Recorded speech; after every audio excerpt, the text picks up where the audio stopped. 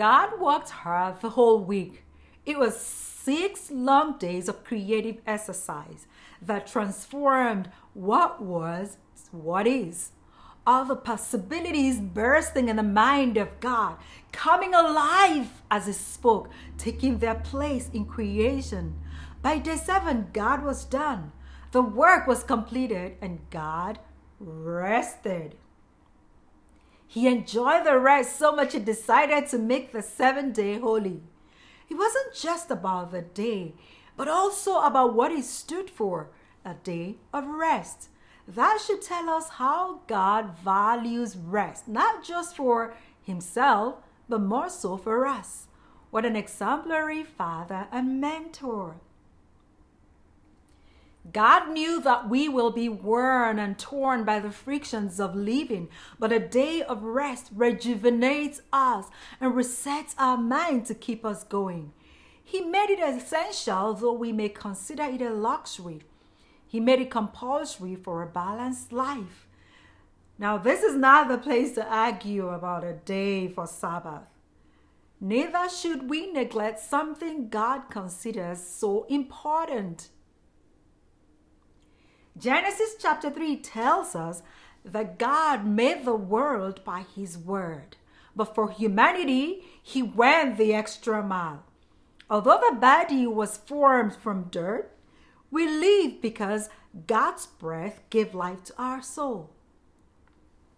God handed Eden over to Adam and gave him permission to do whatever he liked and eat whatever he wanted, except the fruit from a particular tree. The day you eat it, you are dead. He emphasized the danger of unhealthy curiosity that leads to disobedience. Got it, Adam responded, and went on with the work of taking care of all that was in the garden. God watched Adam at work. He observed his relationship with the other creatures and concluded, "Everything I made is good, except that man has no one like him to enjoy all this with." Something essential was missing. To every creature in Eden, Adam was a keeper, but there was no one like him with whom he could be human. God decided, "I'll make him a feeding buddy like him so they can do life together." He called man into rest and performed the first surgery. One rib from Adam, covered with a body shaped as a delectable version of Adam. She was quite the sight. The animals gathered and stared at this unique creation, just like man, but not quite man. Wow! When Adam woke up, he took one look at her and exclaimed, "Now this is me, the other side of me that complements me. This is mine, the missing part of me that completes me." God didn't have to do a formal or informal introductions between Adam and Eve. He didn't have to take Adam behind a tree and tell him, "That chick over there, she's your..." Wait a minute, I'm looking for a word that you will understand, a way to explain who she is and what she should mean to you. No words needed. Just one look at her, and Adam knew what this was all about. Okay, now, enough. I need to reel you back in. Let's step back a bit. Adam relaxed into the deep rest of God and woke up with a perfect connection with God. He was on the same page with God. He was right where God was and with what He was doing. He didn't have to rack his brain to fish out how to treat this beautiful creature. He wasn't scratching his head wondering what to say to her. He woke up from God's rest, set eyes on her, opened his mouth, and the poetic words that flowed out are yet to be matched by any man in love ever since. Rest does something to us. It did for Adam, as we can already see. It did for God too, and God recognized that we need it. He took intentional steps to make sure that we get this needed life energizer. He set apart a day, made it holy, made laws that support it, and encouraged us to enjoy it. But what do? Many of us think we don't need it, and thus some have sent themselves to untimely graves, while others are crippled by weights they never learned to put down. Many of us are wearied because we can't take the time to step away and exhale in the rest that God designed for this body that wears and tears under the stresses of life.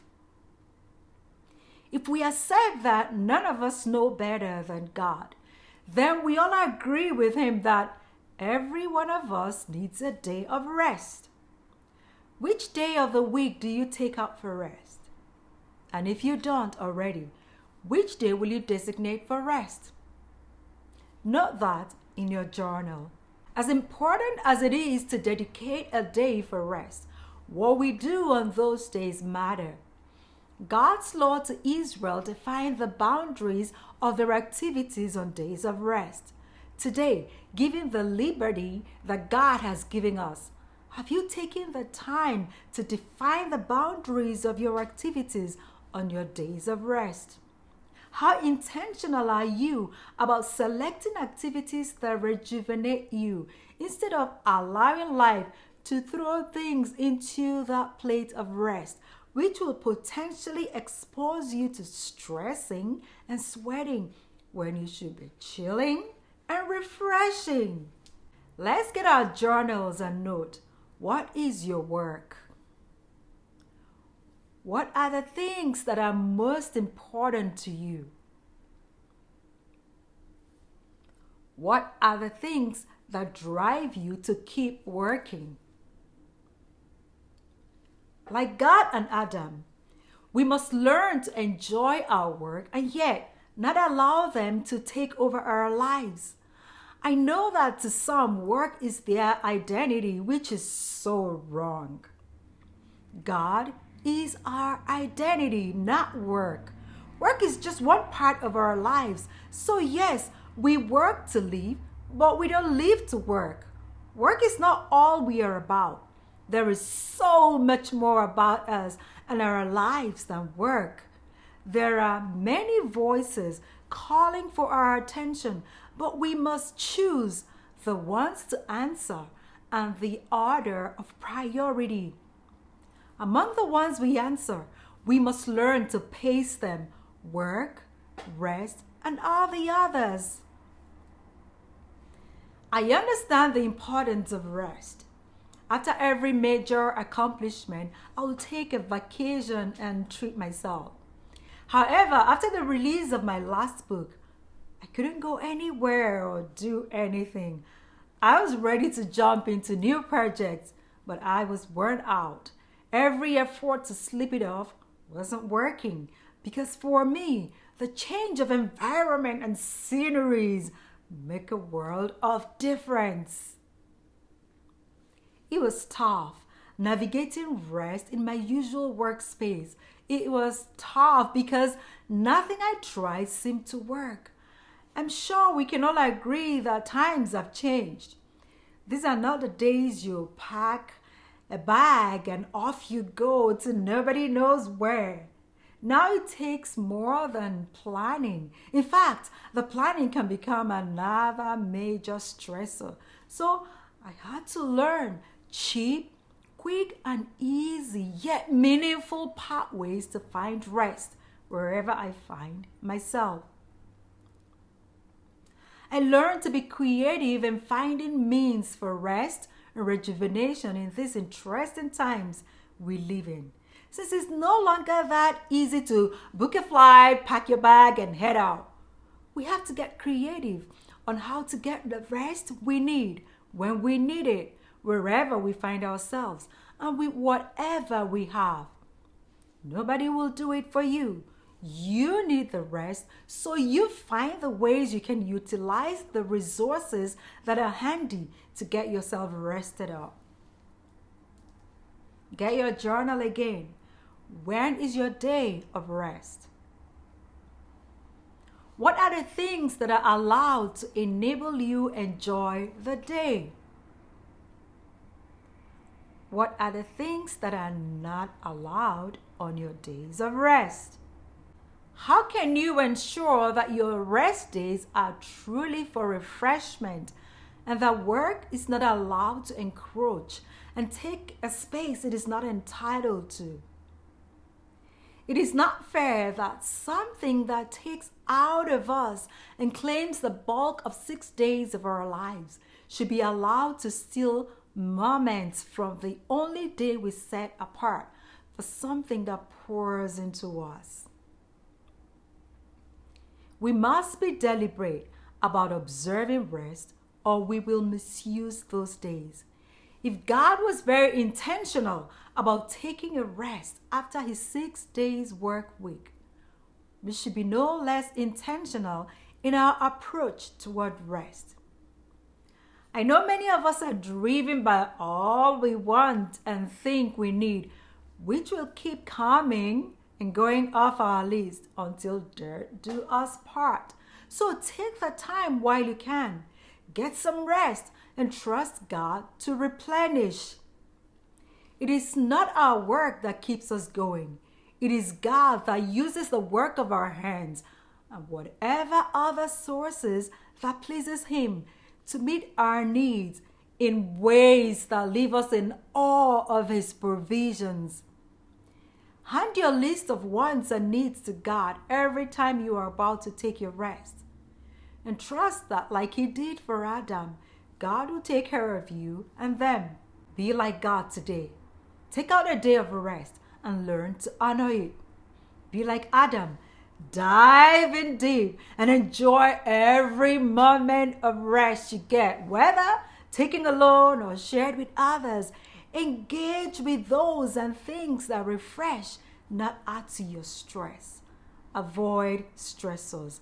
Enjoy that day. It's not a crime to pause and rest up.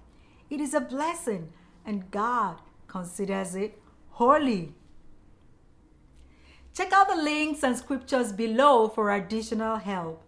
Feel free to share your thoughts and answers in the comments so we can pump up each other for good. Be inspired. You are a star, and it is your time to shine. Don't forget to subscribe and share this with family and friends. Jump in and join me on the next video, still on this series of New Beginning, as we unravel who is whispering in your ears.